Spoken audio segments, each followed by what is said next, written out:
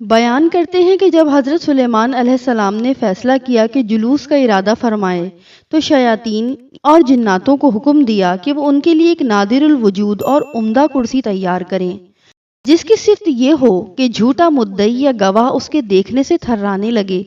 چنانچہ تعمیل ارشاد میں ہاتھی کے دانت کی کرسی تیار کی گئی، جس کو جواہرات، یاقوت، موتیوں اور زبرجد سے مزین کیا گیا تھا،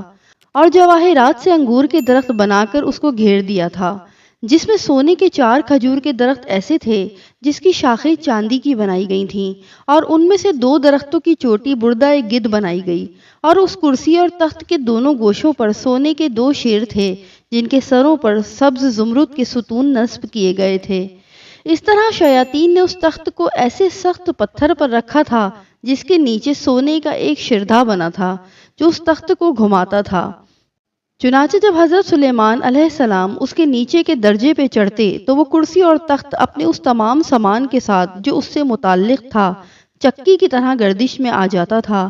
گدھ اور مور اپنے بازو پھیلاتے تھے، نیز شیر اپنے ہاتھ پھیلا کر دموں کو زمین پر مارنے لگتے، اور ہر درجہ میں صعود پر یہی کیفیت پیدا ہوتی رہتی تھی،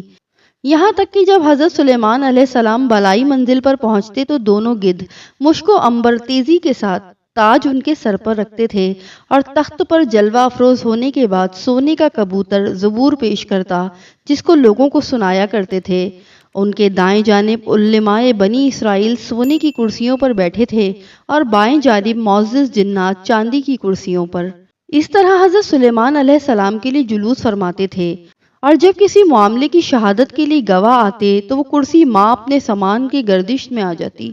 شیر و گدھ اور طاؤس اپنے مذکورہ کام میں مشغول ہو جاتے تھے، یہ دیکھ کر گواہوں پر ایسی ہیبت طاری ہوتی اور سچ و حق کے سوا کوئی جھوٹی شہادت نہ دے سکتے تھے۔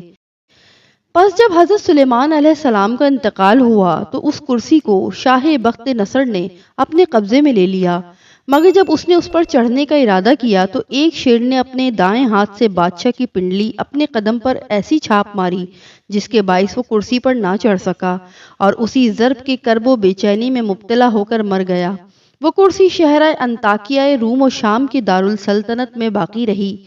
یہاں تک کہ اہل انطاکیہ سے قراظ بن صدرس نے جنگ کی اور خلیفہ نے بخت و نصر کو شکست دی۔ اس کے بعد کرسی بیت المقدس کی طرف لائی گئی اور کوئی بادشاہ اس کرسی پر چڑھنے پر قادر نہ ہو سکا۔ پھر اس کو صحرائے بیت المقدس کے پیچھے رکھا گیا، جس کے بعد آج تک اس کی کوئی خبر یا اثر معلوم نہ ہو سکا کہ کہاں گئی اور کیا ہوا۔